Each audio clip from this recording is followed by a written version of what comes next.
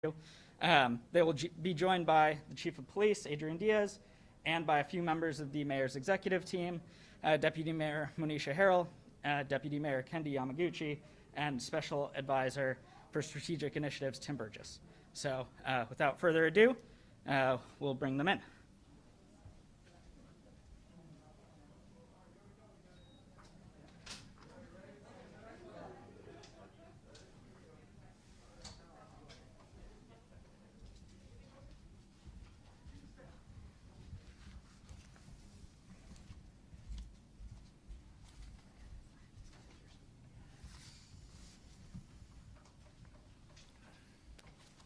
Good morning, everybody. Good morning, everybody. Let's pick up the energy a little bit. Thank you for being here. For the most part, I'm going to talk about two topics that we thought warranted a little more discussion than some of the materials we will put out. And the first one will be the eviction moratorium and our policies, and sort of not just the answer, but the algebra behind it and what we're trying to do with our new executive order. And the second one we want to talk about is the use of the ruse, and I'll talk about some restrictions on what I should or should not say, but I want to have a very open and transparent dialogue about that. Following my words, Councilmember Herbold will say a few words, and again I want to thank the City Council and Councilmember Herbold for leading some discussions yesterday at a public hearing, listening to testimony, again looking at what had occurred during the Chop Chaz situation. Chief Diaz is here. For the most part, he and I have had many conversations, and because of some legal restrictions that I'll address when I get to the ruse part, I'm going to start with the moratorium. I'll sort of better talk about some of the restrictions that by law he are under with respect to what he can and cannot say. So let's talk about the eviction moratorium, and let's sort of set the table for the hand that we're dealt right now. First, the spread of the Omicron variant, we know now, is at a staggering rate. Everyone is aware of that, but you look at the actual numbers, new cases equaling over 15,000 per day in Washington State. That's an increase in 4,000 in just one day. The number of new cases is far higher than any previous point in the pandemic. And a wave of new cases is still yet to peak, and I think many of us are waiting for the science and the scientists to sort of tell us when the peak will be. And I read the news as much as you do. I read what you write, and there could be some good news at the horizon about the spiking and going down. So we're optimistic, but we're cautiously optimistic. In King County, the 7-day average case rate is more than 4 times the county's previous peak. The number of hospitalizations caused by COVID-19 is up 5-fold since mid-December and now exceeds any of the previous peaks. So with that context, certainly this is not over. So I guess if there's any good news out of those, the facts that I just described, is that we have some data to look at in terms of the eviction moratorium. So we have made a decision to extend it for a 30-day period. There's been many extensions in the past. I think the first moratorium started right around the March timeframe. March 3rd is when it was declared, and I think many of you know the history of when it was renewed many times. But our new executive order wants to do a few things. We want to see the effectiveness. We want to make sure that we're keeping people housed that should be housed. We want to make sure that that we're not going to lose many rental houses with a slew of just sales at the end of the moratorium. We want to make sure that both landlords and tenants understand and that with the city are prepared to deal with and mitigate damages for both tenants and landlords. And so there's a few things that we're going to do.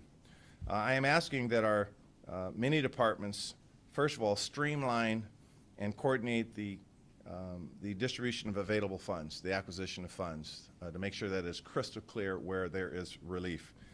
Our preliminary studies, and again, we've had 8 days to really have sort of a control and influence of the departments. Our preliminary data suggests that a lot of this data that we will need to make very solid decisions, the city just doesn't have. They haven't compiled the kind of data we'd like to look at. So I'm going to go through a few things we want to look at. We want to look at ways we can, again, better understand both the effectiveness and the consequences of the moratoria. Is it working? How well is it? How many people have actually taken advantage of the protections? How many people have not? We would like to make sure that we develop an online portal where tenants and small businesses can find available resources. That in our discussions with many tenants and many landlords, that again, it continues to be a maze, and we think the city's role should be to make it very easy for people to access the funds. We want to, again, coordinate with our Office of Intergovernmental Affairs the evaluation and our ability to receive funds. And I think many of you know I spent some time a few weeks ago in Washington, D.C., and we want to look at, again, federal, state, and county funds and make sure that, particularly in this Seattle, that we are a recipient, because our people here are hurting. Many of them are hurting. And so we're going to improve our efforts there. We will continue to allow flexibility and no shutoffs policy from Seattle Public Utilities and Seattle City Light. We can't have people without power and water when it's caused by COVID-related problems and financial challenges. With respect to that, I'm asking the utilities not just to implement that policy, but what I don't want to see 6 months from now, 1 year from now, is a spike in rates. That could be devastating as well. So I need to understand, working with the City Council, an evaluation of what our policies will do, and then we could get very creative, as we have in the past with our rate stabilization account, selling surplus properties, temporary surcharges. We'll get creative, because what we don't want is a spike in rates that we know will hurt particularly people of limited means or low income. So embedded in our executive order are several protections that we want to make sure that now that we have the data, we want to use that data to the benefit of everybody. The last part I think I'll talk about is the education piece, particularly for tenants and small landlords. There's an educational piece that often we have found, and again, this is a result of having many discussions with tenant advocates and tenants and small landlords, that there's a few problems that have occurred even during the moratorium. One would be a tenant to be handed a piece of paper and he or she may not even know what it means. Is it an eviction? Is it just a warning? And so we want to make sure that people understand their communications between the tenant and the landlord, that they're accurate, so that there's no bullying going on, there's no misleading information going on, but again, that system works. And we again want to establish a working group with 3 tenant advocates and 3 small landlords, and there's no magic to that. I just didn't want 100 people in the room trying to figure out good policy. So we're going to look at working again with the council on where we can fix some of the problems that have arisen in past practices. We just don't want to, quite frankly, in the Harrell administration, we just don't want to blindly continue things without looking at data and information. So again, working with the council and community activists and small landlord representatives, we're going to come up with some plans that we think will have a very data-based approach on how we move forward. I think many of you know, and this will be the last part I will talk about on the moratorium, many of you know that it will extend for 6 months even beyond my decision. So looking at, had I simply not extended it, it would have still been in effect, at least for some of the protections for COVID-related non-payments or financial non-payment situations, till the end of July. And so in essence, we still have many months going to August to sort of figure this out. At the end of the day, here's our value. We can't have anyone suffer homelessness because of financial challenges given the situation we're in. That is our underlying value. We also want to make sure that we are working with small landlords and some of the pain points that they may have. Again, many of them have mortgage payments as well, and taxes and insurance, and that's why we're emphasizing the part of what the city could do to help not just tenants but small landlords at all. And again, you know, people love to talk about how well our administration will work with the council. Well, You know, I hope I'm not out of line for saying this, but Councilor Herbold, more than a council member, is my friend. And I have friends on the second floor, and that's why when I'm setting up a series of meetings with them, the first thing I will say is, hey, do you want me to come down to 2? I missed 2 a little bit, so I will say, I'll come down to your floor and let's figure this stuff out together. Okay, I know you may have some questions on that, but if I could ask you to hold them. Now I want to talk about the use of ruses, sort of a hard shift to another subject. I personally asked Omar Salisbury to be here this morning. I want to thank Omar for being here. I just saw him. He's back there. He's always in the back. I want to thank you for your work. The fact of the matter is if it wasn't for his work, we probably wouldn't be talking about this today. I don't want to give him all the credit, but I'll give him the lion's share because he and many activists and people from the media, journalists, they were concerned on a real-time basis about the use of the ruse and the narrative that the Proud Boys were here in early June during the Chop Chaz situation.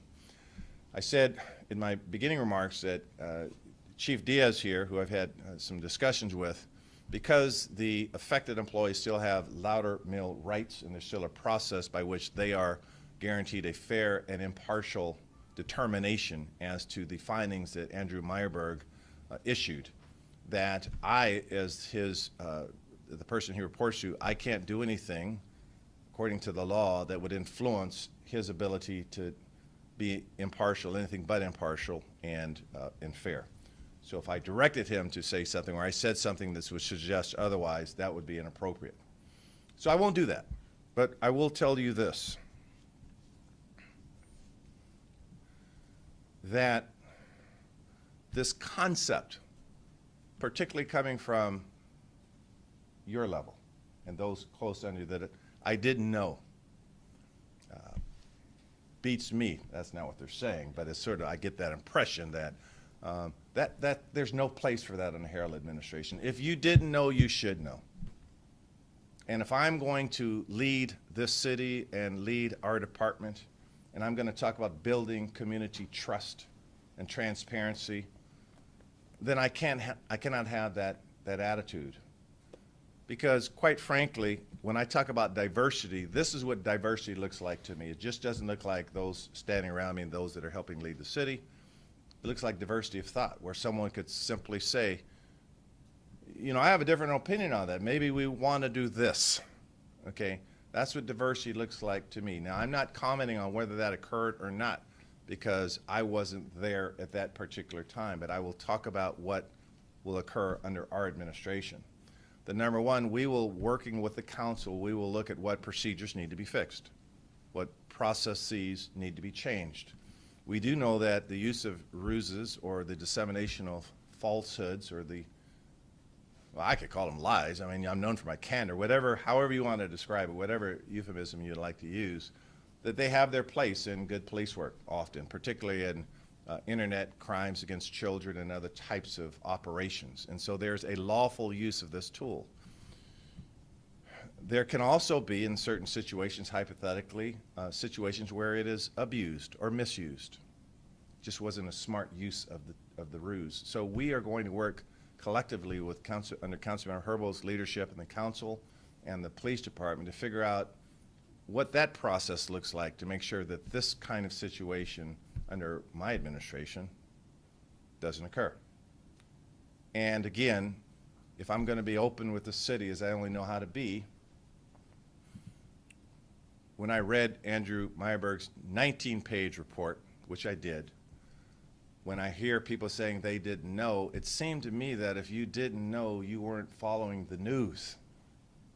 Because I read about the Proud Boys afoot. I read about it. And if I were in a position of authority, I would have said, this is me. I would have said, well, my goodness, how many are there? Where are they? What are they armed with? What are they about to do? Logistically, give me some logistics. That is a logical inquiry into that kind of information. This is your mayor talking to you. That's how I will approach this if I hear information like that. I've had discussions with Chief Diaz, and I want to use my words very carefully here. He was honest enough and transparent enough to simply say, sometime after he heard about the Proud Boys and he heard it was a ruse. That's leadership. And what I'm trying to impress upon our department. Now, we do have the benefit, I know that's a dangling sentence. Let me come back to that. We have to value transparency. And what I'm trying to press upon my department, that if you make a misstep, we have the benefit of looking at this a long time after the fact. At that point, Chop Chaz, there was no indication whether there's going to be 1 day, 1 week, 1 month. We did not know. We did not know lives were going to be lost as a city. When I use the word we did not know it would be what it became. But if you use poor judgment, say it. This is the decision I made at a particular time based on the data that I had. In hindsight, perhaps that was a misstep. That's what we will do. I'm not promising you perfection in what we do. I'm promising you transparency and honesty. If after the fact you use poor judgment, say it. It's not that hard to do. In fact, I said it this morning. Not to you all, I said it to my kids. You make a mistake, just say it, just own it. And you learn. Under the Harrell administration, we're going to build trust with our community such that if we start looking at some of the problems we have around 12th and Jackson as an example, that we know we're going in with an honest approach, not criminalizing poverty, just trying to keep people safe. So for me, the issue of the ruse is not to second guess right now for me. That would be inappropriate for me to say whether it was proper or improper. The propriety or impropriety of that action should not be discussed by any of us. There's a legal process for that. But I could tell you what we're going to do going forward. We're going to be honest. And again, I'm going to close this part and relinquish the microphone to Councilmember Herbold.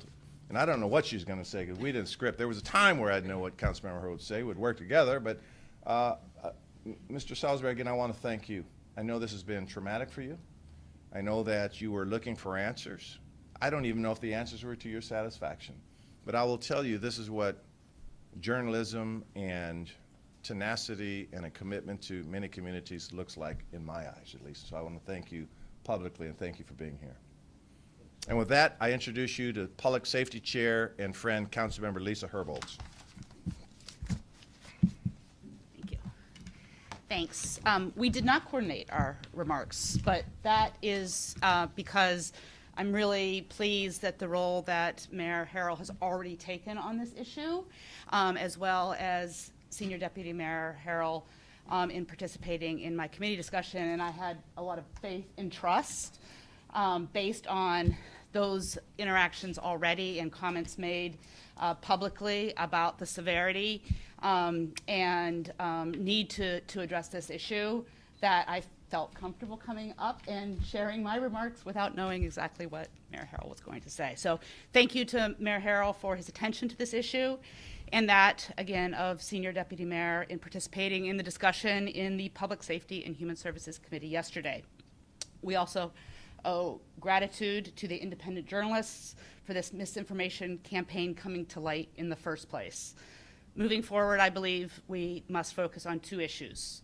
First, how to increase oversight of the use of ruses, which are, as we've said, currently legal under state law. And if ruses are to be used as a tactic at all, they need additional oversight, and they must be documented to ensure that they are only used when the law permits them to be used in a way that does not, as the law states, shock the conscience. The Proud Boy ruse was found inconsistent with SPD policy, and I'd argue in violation of state law because it certainly did shock the conscience of folks hearing that Proud Boys were assembling in our city. But again, we only know this because of independent journalists uncovering the ruse, not because it was documented, not because there was oversight of the documentation of the use of the tactic. Secondly, there's the critical issue of public trust. The OPA report concluded that the mention of potentially armed Proud Boys did result in fear and alarm among community members. In yesterday's committee meeting, the OPA director suggested that we should, in policy, distinguish between ruses in the context of criminal investigations versus what we saw in this instance, a ruse for the purpose of a disinformation campaign. So despite state law making ruses legal, Inspector General Judge has called for a renewed look at their efficacy, given the negative impact dishonesty in any form can have on public trust. We know that the Office of the Inspector General's Sentinel Review Panel, this is an effort that was started some time ago. We've already have a set of recommendations coming out of what they call their first wave, and that's only the first 4 days of the George Floyd protests from May 29th to June 1st. That resulted in 50 recommendations. We know that the Sentinel Review Panel, which is led by the Inspector General as well as community members and members of the police department, that they are going to review the use of this ruse in an upcoming review. But nevertheless, I'm relieved that we're not waiting for these recommendations and that the Inspector General, the Mayor's office, and others are working with the police department now on policy changes to address the concerns raised by these cases. But ultimately, I believe that just like the state legislature is considering changes, there's a hearing coming up, I think, on the 14th. They're considering legislation to make statements from an interrogation inadmissible if the court determines that the officer intentionally engaged in deception in obtaining the statement, a practice that is currently legal. They're considering making those types of statements inadmissible. I think we too should consider whether Seattle should prohibit disinformation efforts altogether. Thank you.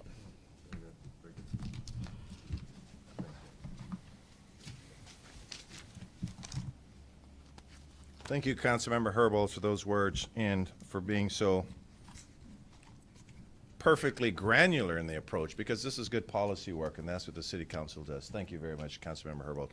Okay, I'll field a few questions if you have on either of the topics, and fire away. Yes, sir. Will you or potentially Deputy Mayor Harrell be able to expand on the difference between the Deputy Mayor's role in the public safety sphere and Andrew Meyerberg, now that he's the public safety director? Sure. So, Deputy Mayor Harrell has a portfolio of police, fire, OPA work, and as a senior deputy mayor. But let me speak specifically about Andrew Meyerberg, because we announced that this morning or yesterday. When did we announce it? Yesterday. Yesterday. Okay. When they didn't tell me in this job, everything just sort of blends in. It's like one long week. So what we want is someone that knows police accountability, knows police reform, to field a lot of the situations on a real-time basis. There's an unfortunate shooting. There's something that creates public safety. To say the word liaison is just an underutilization of that title, but to really be nimble for our department to know exactly what we must do from a mayoral standpoint and from a cabinet standpoint, what to do, and then working closely with Director of Strategic Initiatives Tim Burgess and Director of Policy Dan Eder, what policies, if any, need to be changed. To play a role, again, sort of parlaying his accountability background with a need for effective public safety, to be right in that sweet spot, to look at what officers did, what they could have done differently, or to be able to handle you all, members of the press and community leaders, in terms of dealing with what could have been done more effectively. So it's a director of public safety position, but it certainly covers a gambit of the needs we see to act on a real-time basis for things that occur. Will he play a role in negotiations with other police? That is one part of his responsibilities. Thank you for giving me the answer I should have given you directly and more concisely. Yes. Mayor, can you restate the question and give it to folks online? Sure. Thank you. So, and the question was, describe sort of the relationship between Deputy Mayor Harrell and Andrew Meyerberg, sort of their responsibilities in their varying capacities. And I'll try to report it. Chris? I can appreciate that you're being careful with the language, and this is an odd question to ask with the chief standing right there, but you seem to allude to the fact that the chief knew about this ruse. When did he know it? So the question was, when did I alluded to the fact that the chief knew the ruse. Do I have to do this every time, Jamie? Is this, I feel like a reporter now. Okay, so the question was, when did the chief know about the ruse? And I think that was basically the question. So let me be careful, because again, I'm under some legal parameters. Based on my knowledge, the conversation that we had, it was not like the next day or the next day after. I mean, this was some time ago, right? But shortly after. Shortly after, and by that I mean maybe perhaps a few days or so. So is there a problem that it took 18 months for that piece of information to come out, that the chief knew about the ruse? So I want to make it clear, he was not the chief, Correct. okay? In fact, his responsibilities were quite different then in terms of having direct input there. In fact, there was, of course, former Chief Best was the chief, and I think Mahaffey was in a role there, and they were interviewed. And I think your question now, Chris, is about the gap of time by which it had come out. So again, let me just give you my opinion on the gap of times. I don't think that jeopardizes the Loudermill rights of the affected employees. Unacceptable. Completely unacceptable. In fact, it would seem to me that if we look at the history of violence in this country, we look at the chilling effect that the mentioning of the Proud Boys has on certain communities, in particular the black community,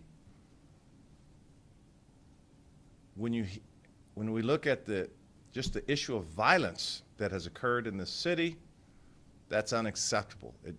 To my point, Chris, is that I would have thought that someone would have said, you know, we need to explain to the city some of our tactics. We need to be smarter than that. That's why I'm very intentional about calling out Mr. Salisbury, because it should not take his doggedness to bring this issue to light. And I think Councilmember Herbold sort of shares that concern. If I learn never to speak for anyone else, but I hope we share that concern. That's startling for me, that I don't have, on the same breath I'm talking about to the police department, help me build trust. Communities don't trust you. I'm dealing with an issue right now. I'm sorry, Jamie, I'm riffing, and he hates when I riff. I'm dealing with an issue right now in schools, public safety in schools. Our young students are frightened in many ways. And when many of them are saying they don't want police in schools, some of them are saying because they don't trust the police. That's a different high school than I attended, because my high school coach, one of my high school coaches, was a police officer. So when we talk about trying to rebuild trust, that's what it looks like. A chief saying, hey, I found out about this stuff. Might not have been the smartest thing to condone or enable, but I found out about it. Maybe I took a left turn, should have taken a right turn.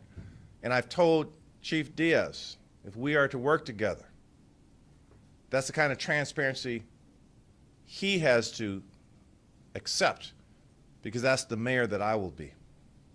So yes, it is problematic for me, this gap of time. Absolutely. Omari. Yeah, is Chief Diaz available? Can you answer your question? Sort of, and let me ask you this. So we were under some restrictions. I asked him just to be here so he could hear how I'm talking about. But It's fine. I mean, I'll ask you. I know you're new on the job, but I'll just throw it out here. I mean, basically, are you guys here satisfied with the level of detail that's in this OPA report? We talk about the time that it took to come out. People don't even realize that the investigation started officially January 3rd and was stamped by OIG September 10th. A big reason why it took so long is you had a lot of officers who, it was very difficult for the investigator. And they did not make it easy for the investigator. They made themselves unavailable for the investigator, and there's so many empty holes that are in the OPA report. Andrew Meyerberg referenced that, the report is as complete as it can be based upon the information that officers are willing to give. There's a lot of questions that are still out there. You know, is there any, are you guys looking to further investigate, to fill in the gaps on this? I mean, there's also rumblings that there might be other communication that's out there. Now, the other thing is my understanding is there's still a few more protest cases that are in OPA. How big of it is a priority for you guys to get these protest cases out and done? So 3-4 months from now, depending upon what's in those cases, we're not all back here again. How big of a priority is it to just get this protest stuff out? So that's a direct question. I'll try my best to give you a direct answer, and I'll, Chief, I'll take the question. And I asked Councilman Herbold as a policy leader if she wants to respond as well. So I do know that Andrew Meyerberg, with, I don't know, 18,000 cases, how many cases there were, that office, with the resources they had, were doing the best they could under that situation. I read the report for the first time last night. I had questions. I could tell you some of the questions that I had. So I'm working with my team to figure out what our strategy will be to get some of the questions that I have that are unanswered, given that. I mean, we also know there's a recent history of how ruses were used. I don't want to talk about the recent histories. They've been used, I don't think anyone has really, from the city of Seattle, has really just did a stop and say what damage was there done on Chop Chaz, not just with the ruse, but other issues, other factual inquiries that need to be made. We know lives were lost. I've personally talked to family members whose lives were lost. So yes, we are looking at other inquiries, and so I can't answer it directly because I just read the report yesterday. I haven't met my team on it. Councilmember Herbold may have something to say on that question. Sure, just a little bit here. There are definitely unanswered questions arising from this investigation. The Office of the Inspector General has certified the investigation as complete, and I can share with anybody who's interested the process that they go through and the questions that they ask in order to determine completeness. But I think one of the things that we need to ask ourselves is, are the questions that we have knowable? Are the answers knowable to those questions? And I think that gets to sort of the policy issues that we've raised about the need to document, just like all uses of force. Police officers have to document their uses of force so that then you have information to determine whether or not that use of force was within policy. There was no documentation, and so as you know, they literally had to identify the officers involved in the ruse by listening to the recordings and determining whose voice that was. And so there is undoubtedly there are unanswered questions, but the issue that I keep coming back to is, are the answers to those questions knowable? That said, I have offered to my colleagues on the council to collect questions that are unanswered thus far, and I extend the same invitation to members of the public to seek the answers for any questions that we continue to have about this particular investigation. Ma'am, with all due respect, I would just say that 90% of the answers are knowable because the answers reside within current officers at the SPD and former officers at the SPD. The reason why it's not knowable is because they haven't been forthcoming with the information. Mm-hmm. And I think the question of whether or not the answers that we are receiving are truthful answers is another legitimate question. I don't know if asking those same officers questions in another way is going to necessarily produce different results, though. I'm committed to looking at information that hasn't already been collected, or asking that there be a continued inquiry of either existing officers who have already participated in interviews and provided their answers to questions, or identifying new questions for those officers or other officers who haven't been identified. There's a question from Doug on the screen. We have time for a couple more questions. And And I wanted to make another point, Omar, if I may. One of the challenges we have with the old system, and you'll see our work in police reform in this regard, is when officers are investigating other officers, that's problematic for us. Okay?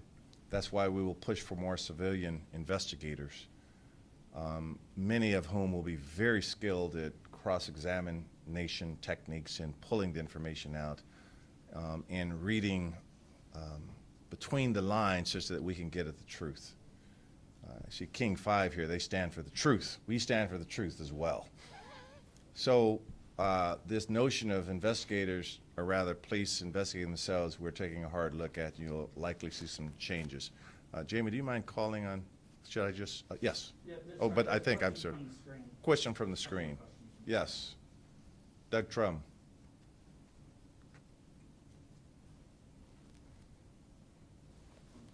We can hear, Can you hear me? we can, Doug. Great. On this line of thought, questioning, I'm just taking it a little bit farther.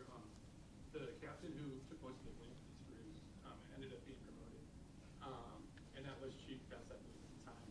Did she know about that when she promoted him, and he remained assistant chief for the better part of a year? Was the understanding then that this was, not a big deal, or how did he stay in that position? Yeah. Thanks for the question, Doug. My short answer is I don't know, and to Omari's points, that's one of the questions that I think people would like to know.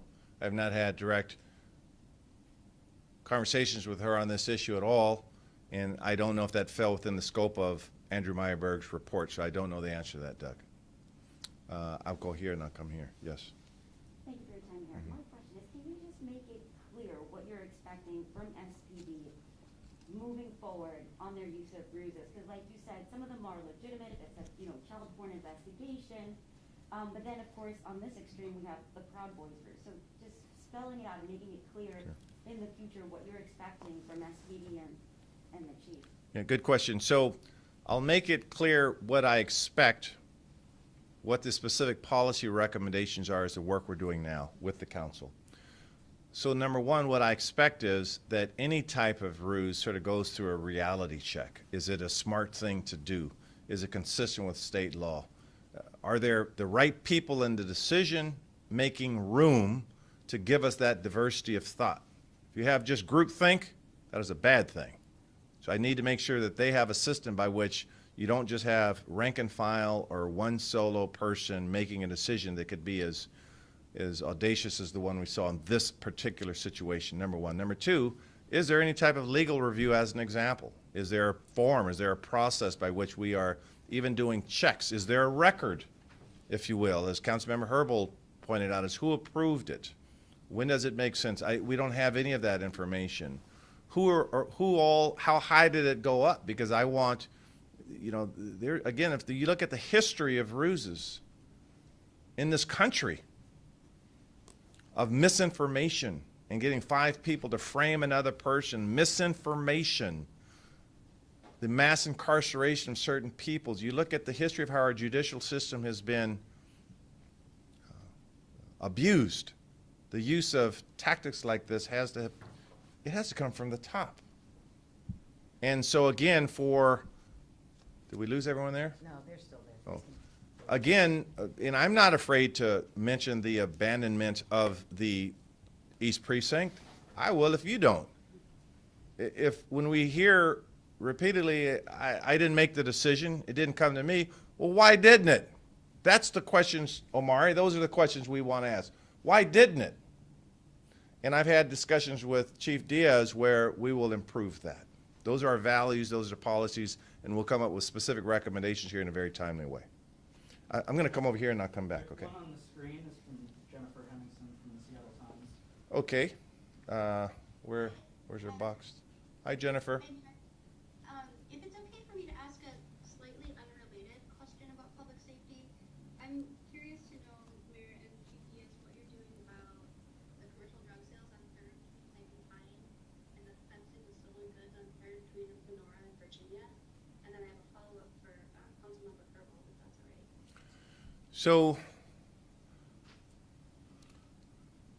So on this particular press conference, and I'm turning to you, Jamie. This is, well, it's not my first one. I've had a few.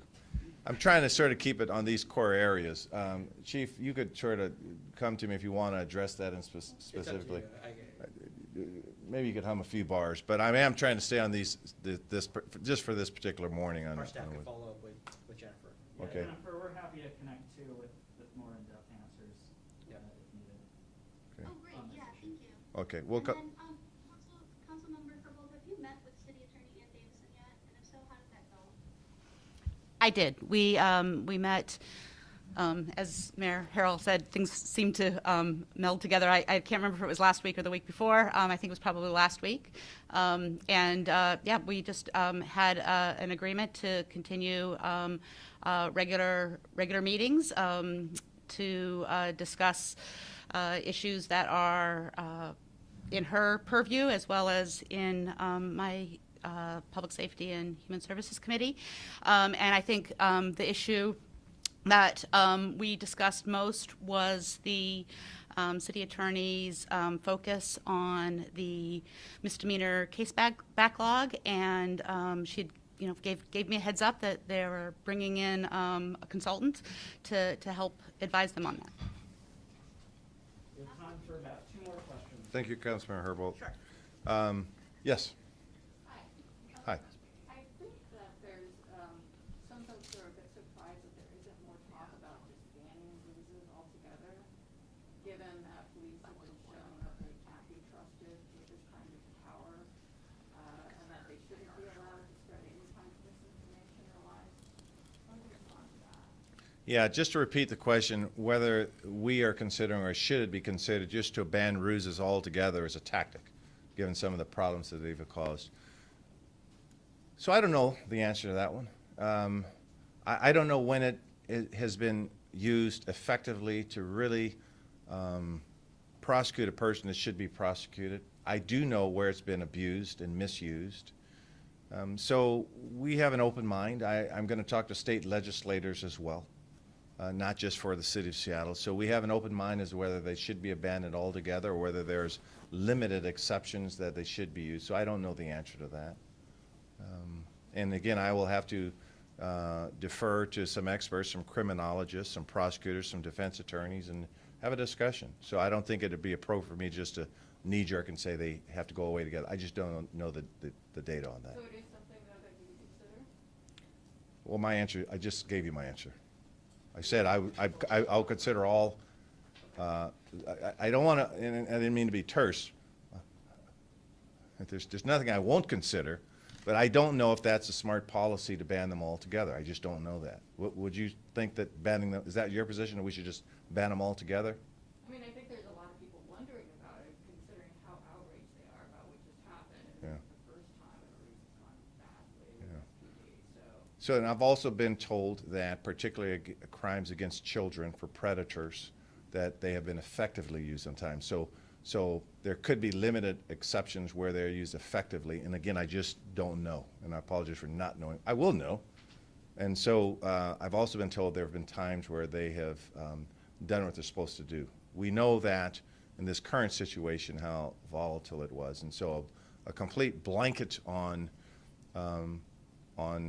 ruses, quite frankly, I don't even know if a city has the ability to do that could be inconsistent with state law. So longer conversations, I'm certainly willing to have those conversations.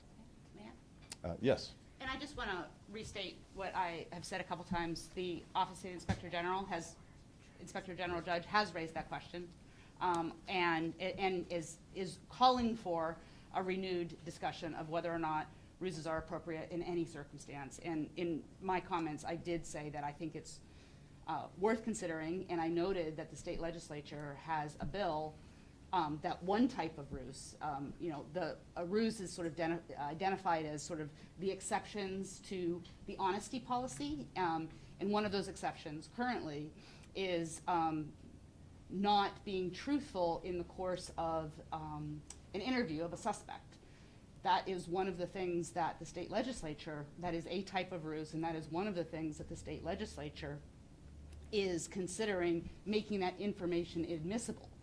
So that is an example of the state legislature considering regulating or limiting the use of a type of ruse. The OPA director also urged us to think of ruses that are used as tactics in crowd control situations differently than other kinds of ruses. Because it's more of a misinformation campaign rather than a one-on-one deception. And I think in raising the question of whether or not ruses in being used as a tactic in a crowd control situation should be dealt with differently, that again I think underscores that question of whether or not they should be prohibited at all. Yeah. And I want to thank you for the question, because I heard the question, should they just be completely abolished under any and all circumstances? And I said I consider that, but I don't know if I don't have the information if that's the best way to go at this point. But that's the work we're going to do. Thank you. Last question. Yes. Thank you for patience too. Sure, yeah, thank you for taking some questions and talking about the trust that was broken. And you pretty clearly said how you feel that this incident did harm community trust. I'm wondering if we might be able to hear from Chief Diaz. I know your ability to comment on the situation is very limited, but you know, Mayor Harrell has made it really clear what he's hoping to see from the police department is this continued partnership moving forward to rebuild some of this broken trust.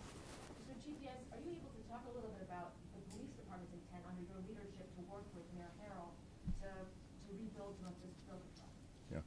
And as he approaches the microphone, and I ask him to approach the microphone, again, I'll just make a disclaimer that he will be in a position here for, I think, 30 days to be a fair and impartial arbiter of the recommendations. And so with that, those parameters, certainly you could feel free to say a few words.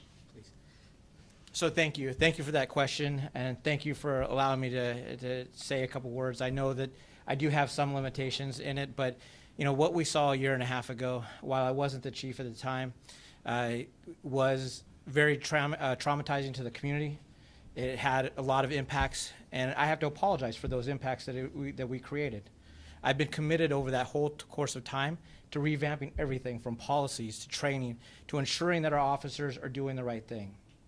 It has been a long process in that. I also have to make sure that my command staff is also making the right decisions and that they're doing the right thing. And that has also, over the last year and a half, has been a process in itself. And I am, committed to ensuring that we build trust. It is a long road to build trust. I've had to, make sure that everything has been put in order over the last year and a half as far as, our crowd management response. We've made those adjustments. It was unacceptable a year and a half ago of how we were responding. And now we've actually come to a much better place where we're not finding ourselves using force, where we're not using crowd control weapons, that we're finding ourselves in a better place where when an action of criminal activity gets addressed, that we're handling it in the right manner. And now the other component is ensuring that I build trust. We've been setting up real reconciliation sessions, listening sessions, learning from community about how we can, restore that trust. It is going to be a long process, but I am committed to making sure that we do that. And it's not just from the top, but it's the whole department. It is not just, the chief being the eyes and ears of the department. It is literally every officer making sure that they are doing the right thing, that they are building, that they're the community relations officer, that they're also the officer that's going to go out and handle and respond to an active shooter. I need to make sure that all of my officers are generalists, that they go out and do the work as a community police officer. And that is what we're moving towards in the years to come. Thank you. Thank I'm sorry, Mayor Harrell. Yes. My apologies. I just got this confirmed and authenticated here, and I could probably share with everybody here in a minute later on. I have an email here that's from June 8th, 2020, and it's from Chad Belcher, the SPU Emergency Management. And he says, this is on June 8th at 6:39 p.m. Hi all, I was asked by EOC Director Kenneth Nafasi and Seattle Police for this information not to be distributed further than for operational needs. SPD is preparing for possible counter-protester at Volunteer Park that could lead to significant volatility in the area. Intelligence reports the Proud Boys group may be active in the area. SDOT, SPU, and other departments have been working this afternoon to make the area as safe as possible by clearing dumpsters, adjusting barricades, flammable material. Sir, this email right here is communication between Seattle Police Department, the EOC, and then the EOC now talking to SPU to tell SPU that there's a threat of the Proud Boys at 6:40 on June 8th. This now is very counter to what Grennan talked about, saying, hey, I just kind of made it up, bro, you know, kind of did my thing and everything else. This email wasn't in the OPA report, sir. And, you know, I sat here, I wasn't going to say anything until I could get it confirmed because, you know, we don't want to just put something out there. I'm sorry to be dramatic in your press conference, but this just came out. There's no better place than the present.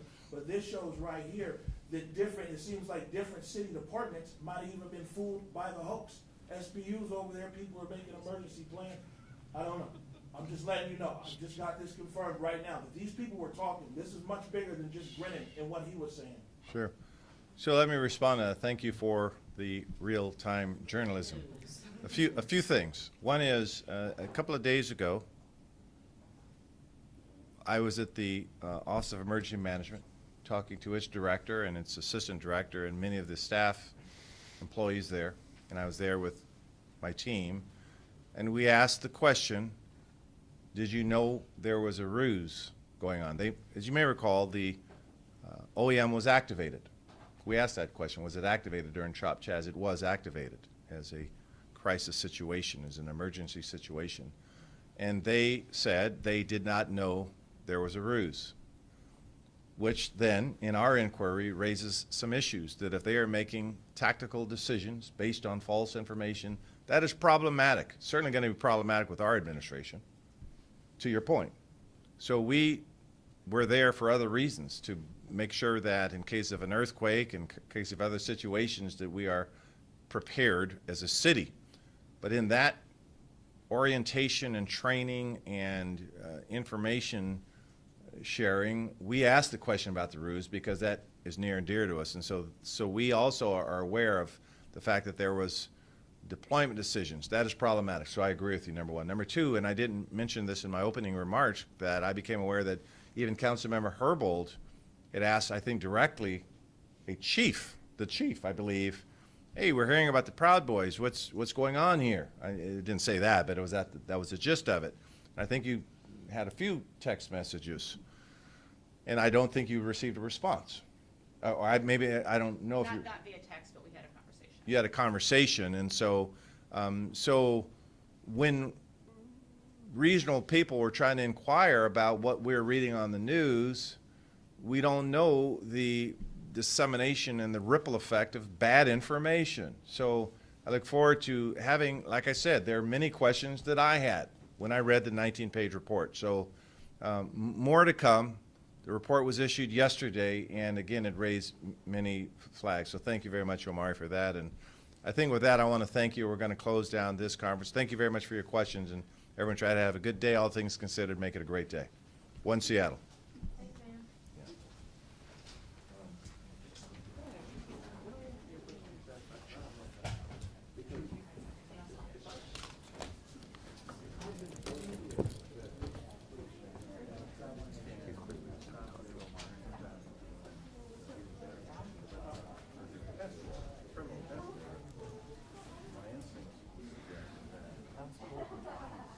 Like I was in a TV episode.